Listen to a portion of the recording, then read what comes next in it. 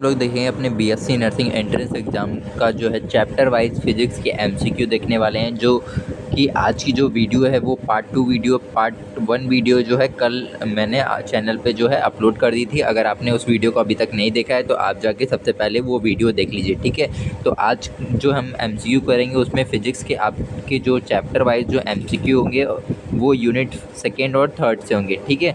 तो आइए चलिए स्टार्ट करते हैं अपनी वीडियो को। तो हमारा जो सबसे पहला जो क्वेश्चन है फिजिक्स का वो ये है कि the study of way to describe motion without studying its causes its, यानी गति का कारण जाने बिना उसे वर्णित करने के तरीक़ों का अध्ययन कहलाता है, ठीक है। क्या कहलाता है आपको ये बताना है। काइनेटिक्स यानी कि गतिकी कहलाता है, या फिर रेक्टिलिनियर मोशन यानी कि सरल रेखीय गति कहलाता है, रिलेटिव मोशन यानी कि सापेक्ष गति कहलाता है, या फिर बोथ ए एंड बी यानी कि गतिकी और सरल रेखीय गति दोनों।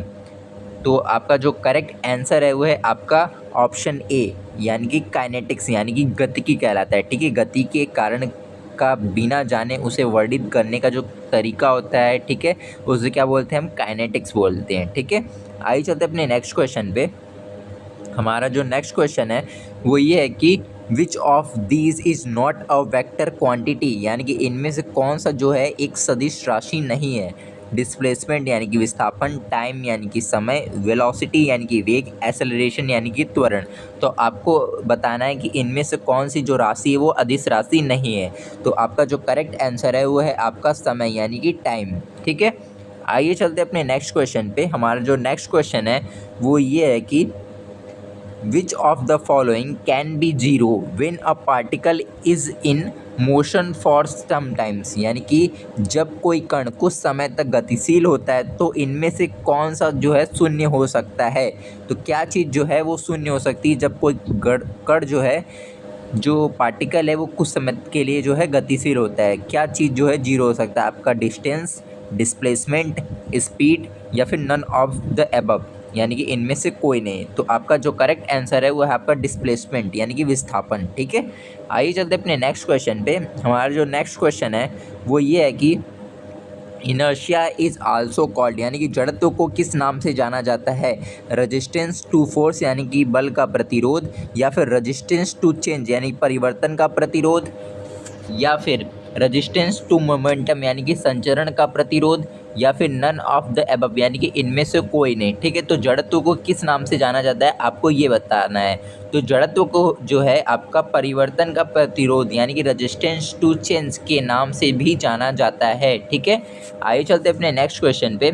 हमारा जो नेक्स्ट क्वेश्चन है वो ये है कि an object in a state of uniform linear motion always has, यानी कि सरल रेखीय गति की स्थिति में कोई वस्तु हमेशा होती है, ठीक है। तो कैसे होती है आपको ये बताना है, यानी कि उस जो वस्तु होता है वो जो है कैसे होती है, उसका जो त्वरण होता है वो शून्य होता है, या फिर वो जो है नॉन जीरो एक्सेलरेशन होता है, या फिर उसका जीरो वेलोसिटी होती है, या फिर नॉन जीरो वेलोसिटी होती है। तो क्या होता है आपको ये बताना है।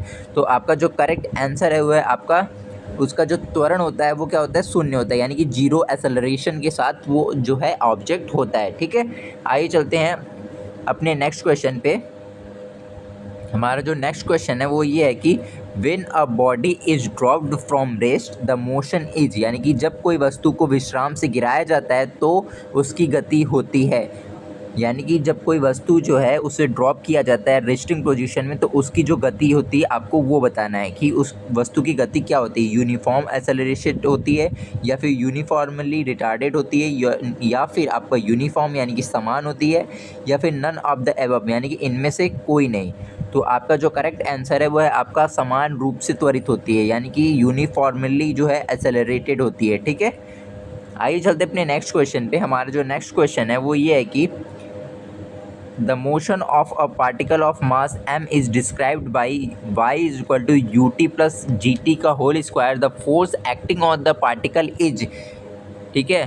तो आपको बताना है कि द्रव्यमान m के कण की गति y is equal to u t plus g t का होल स्क्वायर से वर्णित है, तो उस पर लगने वाला बल है क्या है, जीरो है, या फिर mg है, या 2mg है, या फिर 3mg है।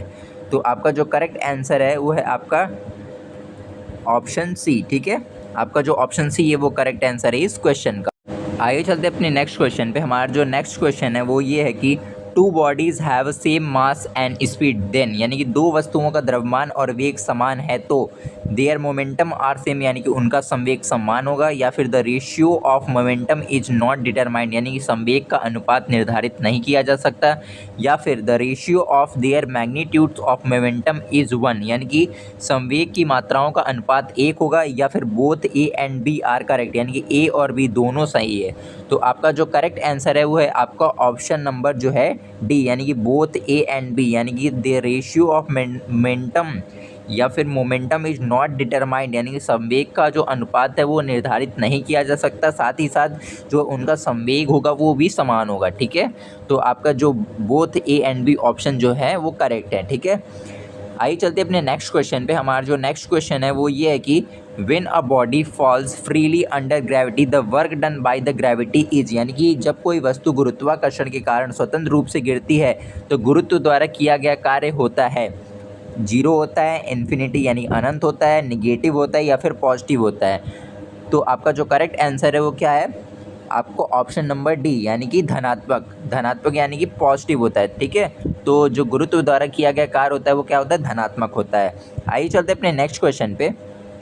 हमारा जो नेक्स्ट क्वेश्चन है वो ये है कि when the velocity of a body is double then, जब किसी वस्तु की वेग जो है दुगना हो जाता है तब काइनेटिक एनर्जी इज डबल, यानी कि उसकी जो गतिज ऊर्जा होती है वो भी दुगनी हो जाती है, या फिर एक्सेलरेशन इज डबल, यानी कि उसका त्वरण जो होता है दोगुना हो जाता है, या फिर मोमेंटम इज डबल, यानी कि संवेग दोगुना हो जाता है, या फिर पोटेंशियल एनर्जी इज डबल, यानी कि स्थितिज ऊर्जा जो है दोगुनी हो जाती है। तो आपका जो करेक्ट आंसर है वो है आपका संवेग दोगुना हो जाता है, यानी मोमेंटम इज डबल्ड। ठीक है, यानी कि आपका जो ऑप्शन नंबर सी है वो करेक्ट आंसर है इस क्वेश्चन का।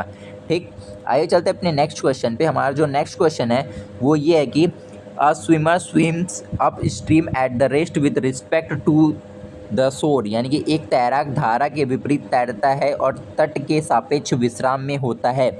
तो in a mechanical sense he does not perform work, यानी कि यांत्रिक दृष्टि से वह कार्य नहीं करता है, या फिर in physical sense he does not perform work, यानी भौतिक दृष्टि से वह कार्य नहीं करता है, या फिर in the mechanical sense he may perform work, यानी यांत्रिक दृष्टि से वह कार्य कर सकता है, या फिर in physical sense he may perform work, यानी कि भौतिक दृष्टि से वह कार्य कर सकता है। तो आपका जो करेक्ट आंसर है वह है आपका ऑप्शन नंबर ए, यानी कि in the mechanical sense he does not perform work, यानी कि यांत्रिक ऊर्जा या फिर यांत्रिक दृष्टि से वह जो है कार्य नहीं करता है। ठीक, आइए चलते अपने नेक्स्ट क्वेश्चन पे। हमारा जो नेक्स्ट क्वेश्चन है वो ये है कि a light body and a heavy body have equal kinetic energy. ठीक है, यानी कि एक लाइट बॉडी और एक हैवी बॉडी, यानी कि एक हल्की वस्तु और एक भारी वस्तु की जो गतिज ऊर्जा है वो समान है। ठीक है, तो kinetic energy which one has greater momentum, यानी कि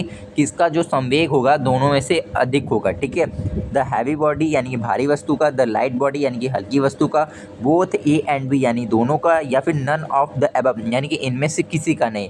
तो आपका जो करेक्ट आंसर है वो है आपका option number A, the heavy body, यानी कि भारी वस्तु का जो संवेग होगा वो अधिक होगा। ठीक है, तो आज के लिए इतना ही। अगर आपको हमारी वीडियो पसंद आई हो तो हमारी वीडियो को लाइक और हमारे चैनल को सब्सक्राइब कर ले। साथ ही साथ वीडियो के जो डिस्क्रिप्शन है उसमें आपको जो है टेलीग्राम लिंक मिल जाएगा, जहां से आप जाके इस PDF को जो है डाउनलोड कर सकते हैं। साथ ही साथ इसकी जो है प्रैक्टिस भी अच्छे से कर सकते हैं। Thank you.